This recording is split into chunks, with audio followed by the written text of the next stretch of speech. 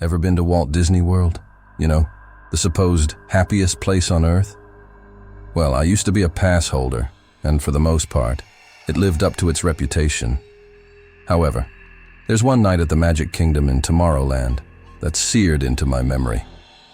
You see, Tomorrowland was my favorite part of the park, and being young and unable to go every week, each visit was special. I remember this one night vividly. I must have been in my early teens, still too young to drive. This encounter happened during a time when Disney was still an enchanting mystery for me. On this particular night, I ventured into the Magic Kingdom, looking forward to trying out the Tomorrowland Speedway after dark. Although I'd experienced it during the day on a family trip, doing it at night had a certain allure.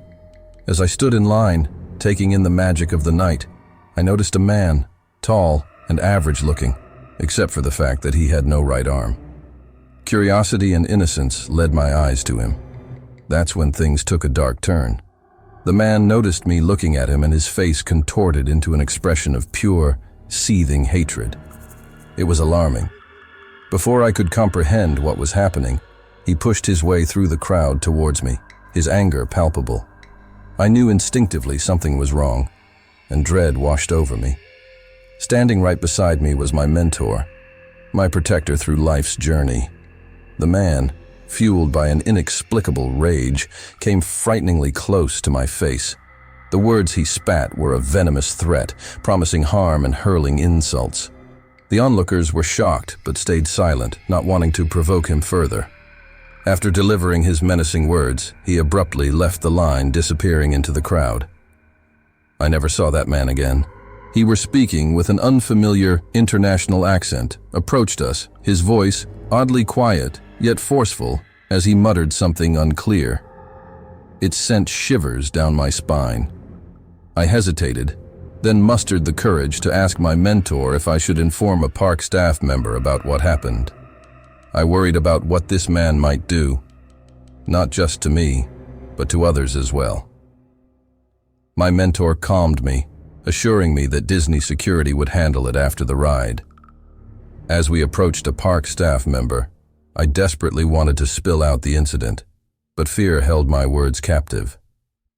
I wondered what the people behind me thought, witnessing this eerie encounter. I couldn't be certain if they shared the story with the staff, but I was relieved it didn't prolong. Despite the horrifying memory, we decided to take a spectacular night ride. Yet, the incident clouded my mind throughout the journey. After the ride, I made my way to guest services, feeling a duty to report the man. The kind staff offered us a security card to ensure our safety as the park was closing soon. Though nothing more happened that night, I couldn't spot the man amidst the departing crowd. The thought gnawed at me. Did he come to the happiest place on earth to cause trouble? The chilling possibility of what might have transpired if he had turned violent haunted me. What if I had been alone in the park?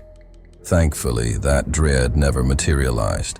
I reflected on this unnerving experience, pondering the complexity of human emotions. Disneyland, the epitome of joy and magic, juxtaposed with this brief but intense encounter, revealed the dual nature of our world. It was a stark reminder that even in the happiest of places, darkness can momentarily intrude. In the following weeks, I found myself grappling with a mix of emotions: fear, confusion, and anger. Why did that man harbor such hatred? What drove him to target a young visitor in a place meant for happiness and wonder? I delved into research, trying to understand the psychology behind such behavior. It was a coping mechanism, an attempt to make sense of a senseless act. My fascination with human behavior grew, and I began to appreciate the importance of awareness and vigilance, even in the most seemingly idyllic locations. That night in Tomorrowland became a catalyst for change in my young life. It instilled in me a sense of responsibility, a duty to remain aware of my surroundings and the well-being of others. I realized that safety isn't just the responsibility of authorities, but also a collective effort of the community. As time passed, I revisited Disney World, stepping into Tomorrowland once again. The memories of that night still lingered, but they were now accompanied by a newfound resilience. I had transformed that unsettling experience into a source of strength, a reminder that even in the face of darkness, we can find the courage to embrace the magic and continue on our journey toward light and joy. So, the next time you visit Walt Disney World, revel in the magic and wonder that surrounds you.